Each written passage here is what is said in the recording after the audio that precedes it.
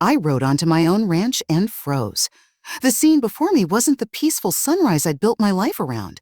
It was a waking nightmare. My daughter, my own flesh and blood, Dana, was standing there by the main corral, a thick stack of official-looking papers clutched in her hand.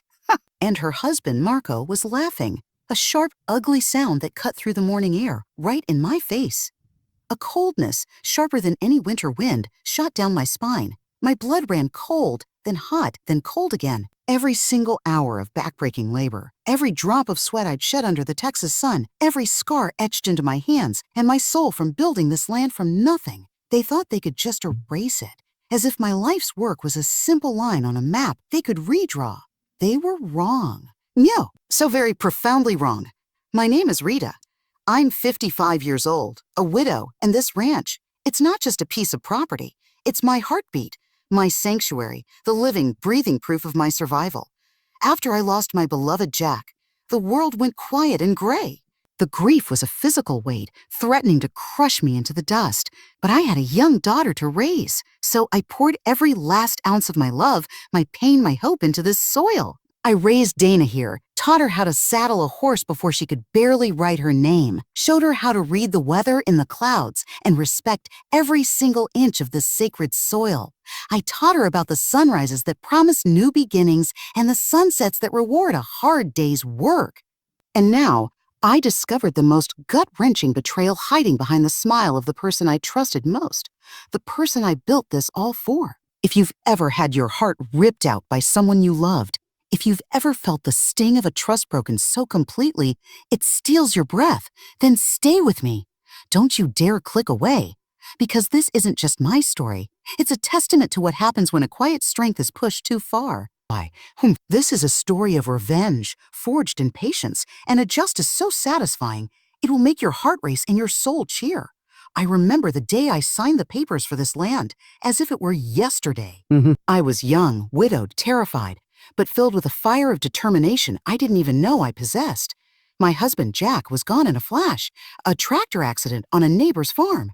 The world didn't just stop, it shattered. He was my rock, my laughter, my future. He left a hole in my life that felt like a canyon, so vast and deep I was sure I'd fall in and never climb out. But I had Dana. Her little hand in mine was my only tether to this earth. I scraped together every single penny I could find. I took on every odd job imaginable, cleaning stables, selling my handmade quilts at county fairs, even doing hard labor, hauling hay bales until my shoulders screamed and my hands were raw and bleeding. I worked until I collapsed, all with a smile for my daughter, all with one goal, to create a legacy she could be proud of, to give her roots as deep and strong as the ancient oak trees on this land. And then, slowly, painstakingly, this beautiful wild piece of Texas became mine, ours. Dana was just a little girl back then, all bright eyes and pigtails. I can still feel her tiny, trusting hands clutching the reins of her first pony, Patches, as we rode together under those blazing, unforgiving Texas suns. Every fence post I pounded into the hard earth, every corral I built with splinters in my palms, every pasture we cleared of rock and thorn, it was our shared battlefield and our sacred sanctuary. She was my shadow, my little rodeo partner, my reason for getting out of bed on the mornings when the grief felt like it would drown me. For years, we were an unbreakable team, a unit, mother and daughter against the world. I taught her everything I knew, patience when a young horse was skittish, grit when a winter storm threatened the herd, respect for the fragile, precious cycle of life and death that governs a ranch. We faced it all together, blistering heat that made the air shimmer, freezing nights where we huddled together for warmth, and stubborn cattle that tested our will and our wit. I truly believed with all my heart that I had taught her to honor this land and to honor me. But people change. They get ideas. They get greedy. And sometimes the ones you love the most, the ones you'd lay down your life for, they turn into cold-eyed strangers right before your very eyes. I never, not in my darkest nightmares, imagined that my own Dana would be the one to plunge the knife into my back. It was early October. The air was starting to carry a crispness, a promise of the winter to come. The sun was just brushing the hilltops with a soft golden light as I rode my old gelding, Scout, toward the main corral. I expected the familiar, comforting symphony of my world, The lowing of contented cattle, the rich earthy smell of hay and leather, the soft rhythmic thud of hooves on packed dirt. But instead, my ears were assaulted by the harsh grating rev of ATVs. Loud, blaring country music shattered the morning peace. Tourists, dressed in brand new, spotless designer boots they probably bought yesterday, were stomping carelessly across the very paths I had mapped and cleared with my own 2 hands. And my handcrafted saddles, the ones I had stayed up countless nights sewing and stitching, my fingers sore and pricked, each one a piece of my heart, they were being treated like cheap props for a photo shoot. My heart started to pound a frantic, sick rhythm in my chest, and then I saw them, Dana, my beautiful daughter. But her eyes, once so full of light and life, were hollow, filled with a cold ambition that made my blood run cold. Her lips were curled into a smug, unfamiliar smirk, and standing right beside her, his arm possessively around her waist, was Marco, slick, smirking, his city slicker clothes looking utterly out of place. He was laughing right in my face. A violent twist of nausea clenched my stomach. A metallic taste of pure rage filled my mouth.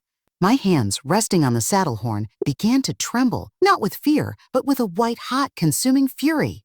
Dana, her voice mocking, dripping with a condescension that felt like a physical blow. Mom, look at you, always working. You've worked so hard, we know, but this ranch, it's outdated.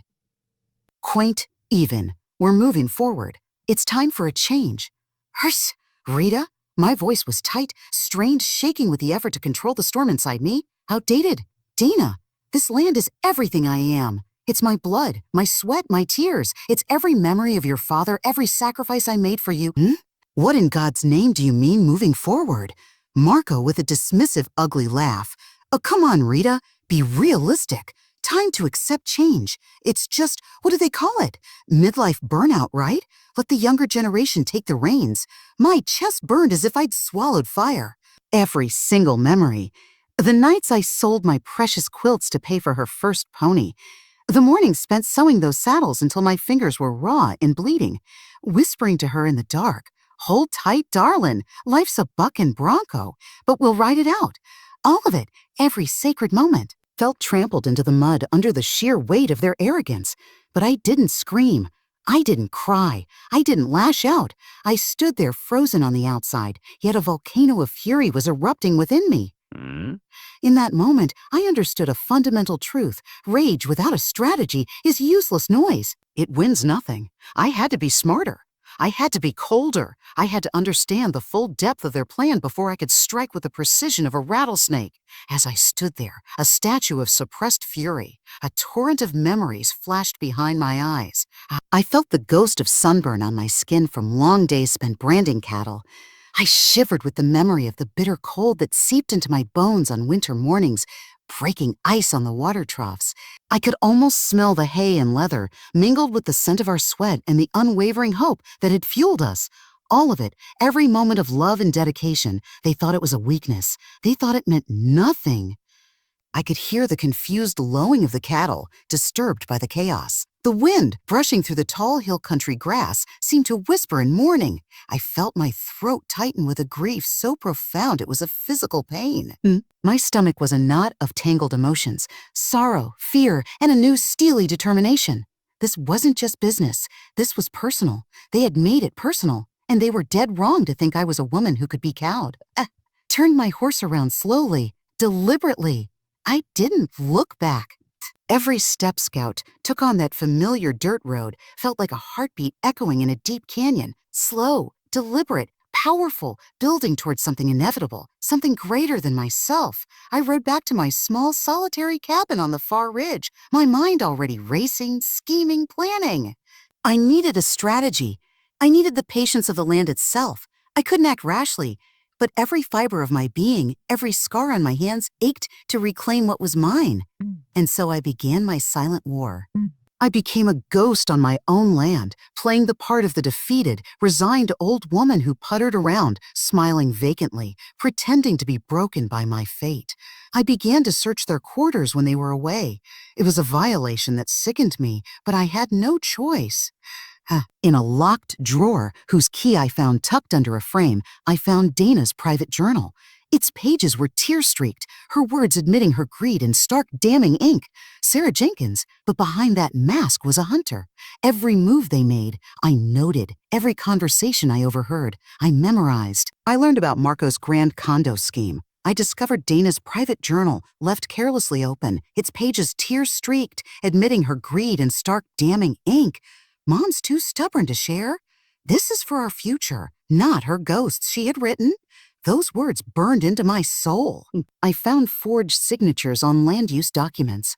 I stumbled upon rezoning blueprints that would turn my pastures into parking lots. Every illegal move, every cut corner, every lie, I meticulously documented. It was my new harvest, and I was gathering every poisonous fruit they had sown.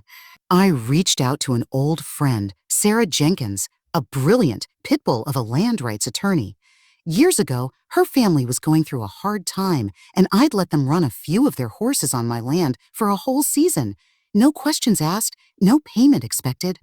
She'd never forgotten the favor. When I called her, my voice shaking with a mixture of rage and shame, she agreed to help immediately, no questions asked. "Rita," she'd said, her voice firm and sure over the phone, "we're going to bury them." Together, we began compiling an arsenal, GPS evidence of their unauthorized land grading. Time-stamped photos of the illegal construction beginnings, secret recordings of Marco boasting to his investor friends about bypassing the old bat's sentimental nonsense, copies of every forged document, every damning journal page. Justice was no longer a distant, fading dream. It was a tangible, meticulously crafted plan laid out on my kitchen table like a battle map. Small secret victories kept my spirit from breaking. A misplaced signature I photographed with my phone. A boastful recording of Marco I captured while casually cleaning a nearby stall. Each piece of evidence was a spark, a tiny flame of hope and vengeance that fueled the blaze growing in my heart. And all the while, Dana and Marco grew more and more confident, more arrogant. They truly believed I was weak, slow, too old, and too stubborn to do anything but complain. They underestimated the quiet woman on the ridge. It was the biggest mistake they would ever make. But the path wasn't smooth. One afternoon, a crushing setback nearly broke me. I discovered through a mutual acquaintance that Dana had sent a video to her friends, a gloating, mocking video where she bragged about how easily they were fooling poor old Mom. She imitated my walk, my voice, my love for the land, reducing it all to a joke for her city friends. My heart didn't just sink, it plummeted into a deep, dark abyss. My first primal instinct was to charge down the hill, to confront her, to scream and shake her until she saw the monster she'd become. But I didn't. I stood in my cabin, trembling from head to toe. No, patience was my weapon. Rushing in now, driven by raw emotion, would ruin everything. I would be the hysterical, unstable woman they could easily dismiss. I clenched my fists so hard, my short work-worn nails bit deep into my own palms, drawing tiny half-moons of blood. The sharp, stinging pain grounded me. I took in a long, shuddering breath, filling my lungs with the scent of pine and dust. This setback, this fresh betrayal, it didn't weaken me. It fueled me further. It reminded me how clever and manipulative they were. For it reminded me that true. Satisfying revenge requires the timing of a hawk, the precision of a surgeon, and the absolute control of a master. I saddled Scout and rode out alone that evening, letting the horse have his head. We flew across the open pastures, the wind whipping my face like a punishment, the twilight sky turning the hills into shades of deep purple and burning gold.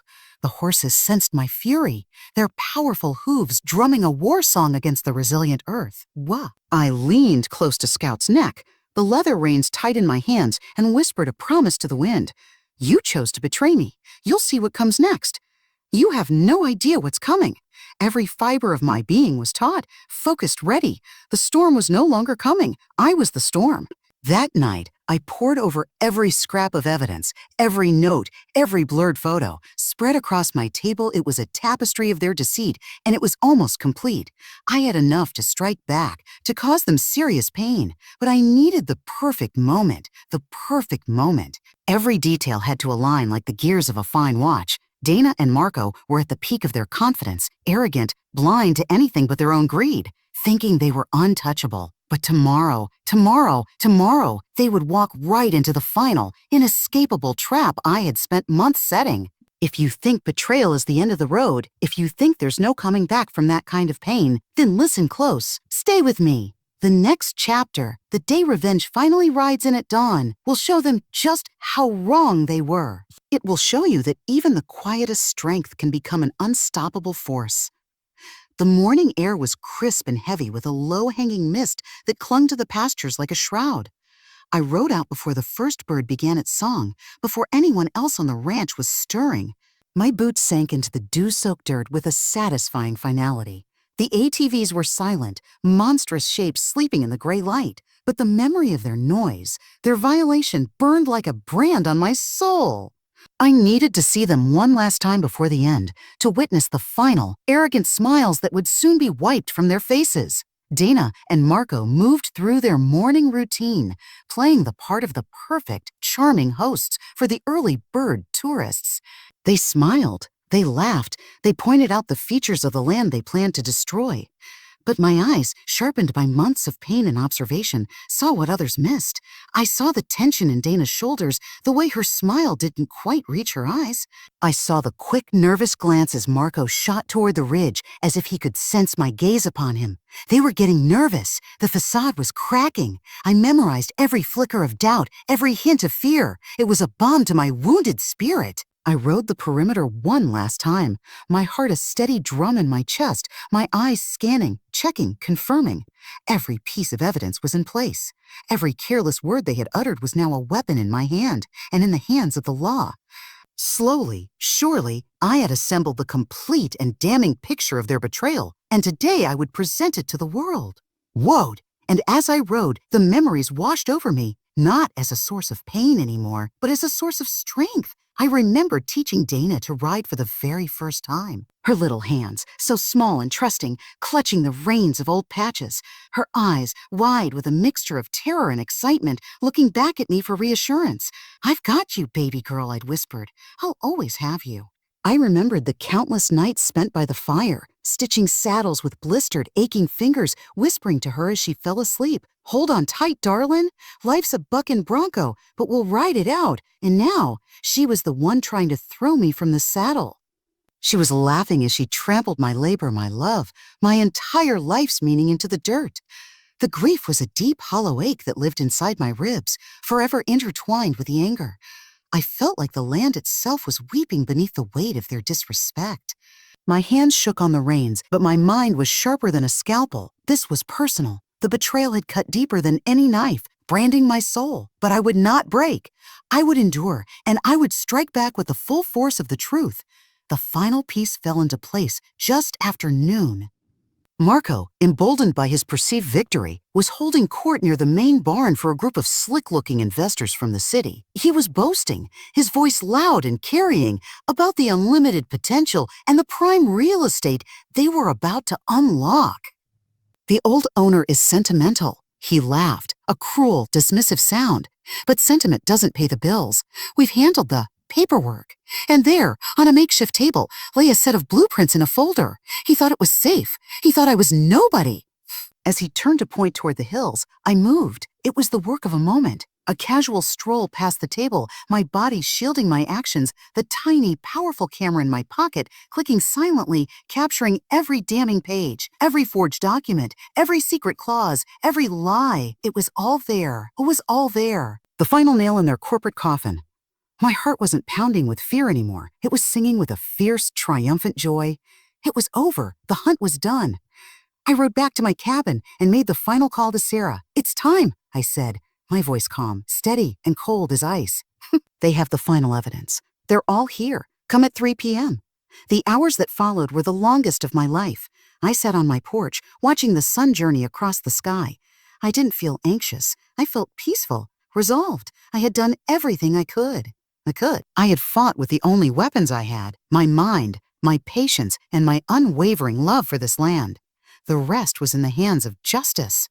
At exactly 5 p.m., I heard it. The low, growing hum of powerful engines, not the sputter of ATVs, but the authoritative rumble of official vehicles. My signal. I mounted scout for the last time that day. I sat tall in the saddle, my back straight, my chin held high. I rode down from my ridge, not as a victim, not as a broken old woman, but as the rightful owner of this land, a queen surveying her kingdom one last time before claiming her victory. I approached the main corral where Dana, Marco, and their investors were gathered, celebrating their impending fortune. Marco saw me first. His smile, so confident and smug, faltered and died on his lips. Dana followed his gaze. Her eyes widened, and for a single breathtaking moment, I saw a flicker of the little girl I knew, a flash of fear, of dawning realization. Mom, what is this? I didn't answer. I just looked at her, my gaze steady and cold. Then the Texas Rangers emerged from the trailhead, 3 of them. Their uniforms crisp, their badges gleaming in the afternoon sun, their faces set in grim professional lines. They moved with a purpose that silenced the entire crowd. Tourists stopped taking pictures. The investors took a step back, their eyes shifting nervously. The lead ranger, a man with a steely gaze and a voice that carried absolute authority, held up a folder. My folder. Ranger, his voice booming across the suddenly silent corral. Marco Rossi! Dana Rossi! We have a warrant for your arrest.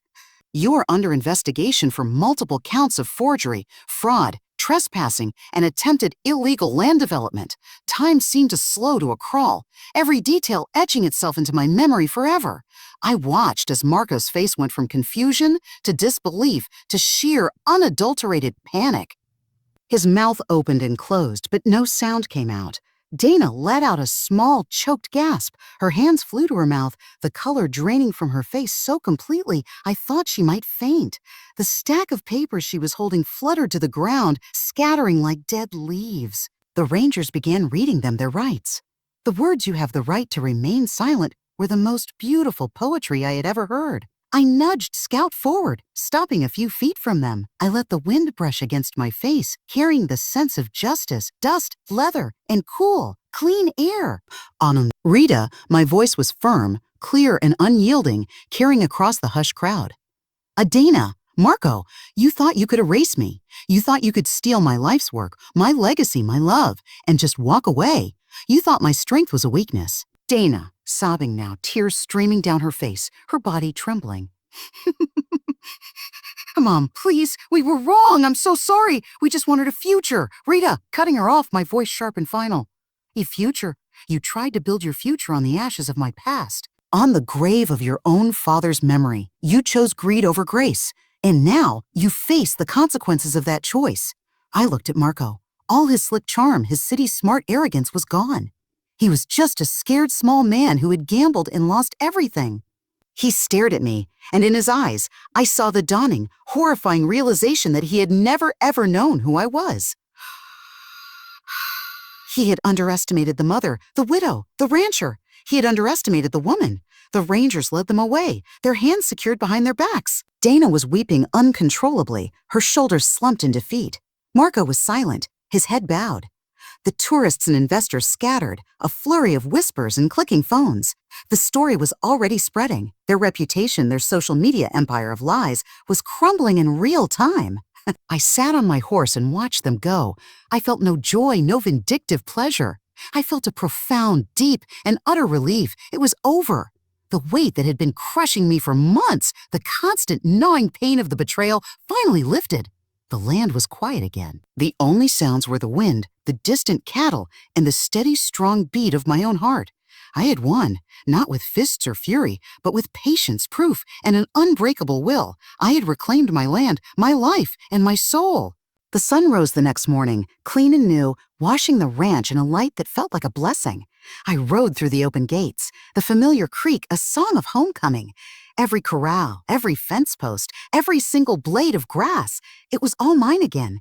Truly, completely mine. My hands brushed over the worn leather of my saddle, feeling the grooves and scars, each one a testament to the years of sweat, toil, and a love that had ultimately proven stronger than any betrayal. I looked over the hills, the pastures, the winding trails, and I felt a sense of completion. A circle had been closed. The storm had raged, but I had endured.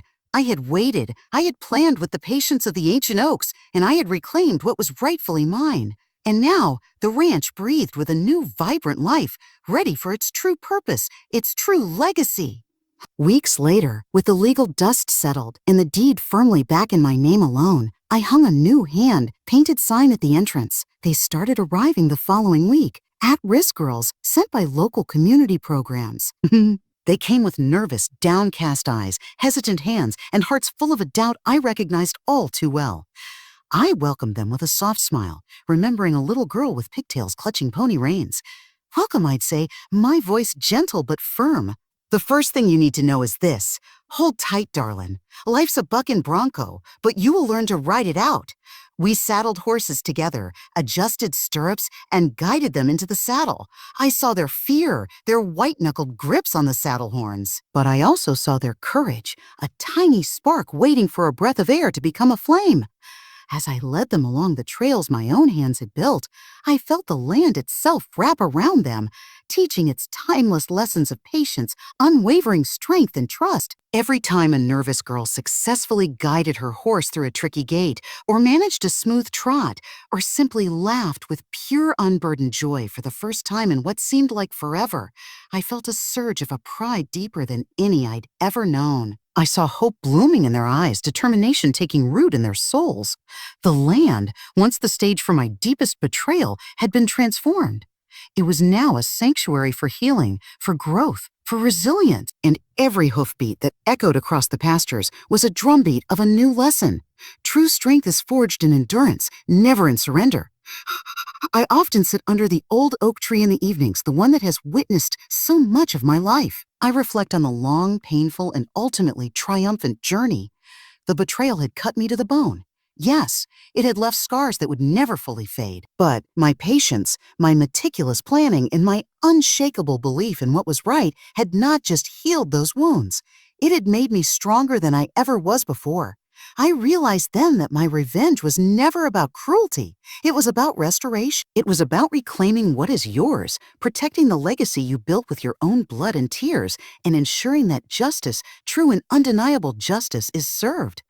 Dana and Marco are gone from my life. Their fate is a matter for the courts now. I feel no pleasure in their downfall, only a quiet, solid relief that the truth prevailed.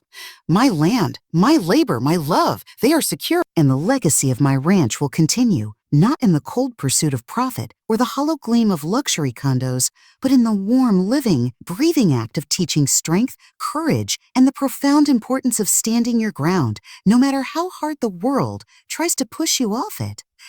I walk through the pastures at dusk, the wind a gentle caress on my face, the soft, contented lowing of my cattle a melody in the distance. The ranch thrives again, alive with the most beautiful sounds in the world. The rhythm of steady hooves, the uninhibited laughter of girls finding their strength, and the determined, resilient spirit of a new generation learning to ride. And each day, I look each one of them in the eye, and I tell them the truest thing I know. Courage isn't the absence of fear, my dears. It's the choice to saddle up and ride straight through it. The same hills that witnessed my deepest pain now bear witness to a powerful renewal. The land holds memory. Yes, a deep and abiding memory, but it now overflows with a hope so bright it almost hurts to look at. I tip my hat to the wide, open horizon, feeling the weight of decades finally, completely lift from my shoulders. The storms have passed, I have endured, and the ranch, like its owner, is unbroken, resilient, and more ready than. If this story of betrayal, patient revenge, and ultimate redemption resonated with you, if it made your heart pound and your spirit feel a little stronger, then do me a favor. Hit that like button, share this with someone who needs to hear a story about fighting back, and subscribe to the channel for more tales of courage, justice, and triumph. Leave a comment down below and tell me, what was the most satisfying moment for you when the Rangers arrived? When Rita finally spoke her truth, I read every single one. Remember, no matter what you're facing, patience and perseverance are the keys to winning back what is yours. Your legacy is worth fighting for. And now, as the sun sets over these Texas hills, painting the sky in fiery colors, the ranch is alive again. The story is told. The reckoning is complete, and life, my friends, moves forward, stronger, freer, and unbroken.